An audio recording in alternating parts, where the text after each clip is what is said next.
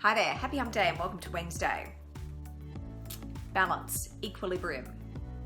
We often like the sense that we know where we're heading and that we're on an even keel. And yet, as all of us know, life is never straightforward and it's certainly never a straight line. If you're aware of the concept of Yin and Yang, which is one of the foundations of Taoism, you would know that it's based on this concept that it's almost like there are these opposing forces in life. Hot, cold, sun, winter, wet, dry. And yet it's those opposing forces, those dualities that actually come together and are connected and create the life that we're in. So the balance that you achieve with Yin and Yang is this sense that everything in nature, in the universe, is in this constant motion. And it's almost a constant motion of a push and a pull between those opposing forces. You can see this play out in so many aspects of your life.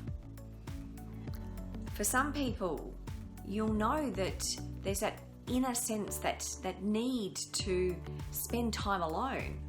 But at the same time, you also want to spend time with other people. It's like balancing the internal and the external. If you think about how change is driven within organizations, it's the constant motion of pushing things forward that actually sees progress happening.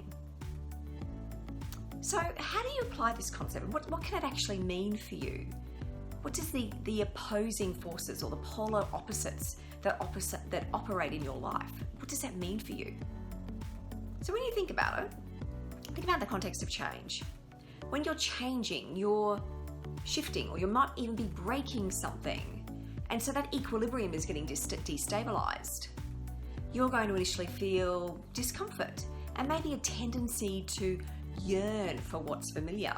So you want what's familiar rather than what's the change is going to be. However, it's by sticking with that discomfort that you're going to grow, you're going to learn, you're going to develop. It's like the growing pains that you perhaps experienced when you were as a child. You need to go through those pain, that growing experience, to have the benefits, to achieve the progress that you're looking for. Eventually, the good thing is the pain goes away. And in fact, often the memory of the pain goes away. If you're a leader and you're leading change, sometimes you need to harness opposing elements in you to be able to get the progress that you're looking for. So at one end, you know that you need to garner support by listening, building buy-in, understand where people are coming from and being open to other people's ideas. But at the other end, there are times when you need to actually be determined, steadfast, actually push through, even when people around you are not entirely on board yet. From my experience, it's actually about balancing those two, balancing the connection, the buy-in and the listening, with having a really strong sense of purpose and knowing where it is that you want to get to.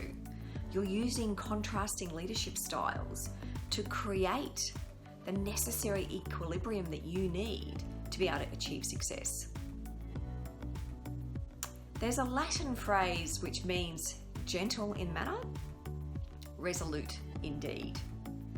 And I think when it comes to the concepts of yin and yang, that fits so perfectly, because when you are seeking to do things, seeking to make change, you can be gentle, but you can also be resolute at the same time. Take care, and I'll see you next week.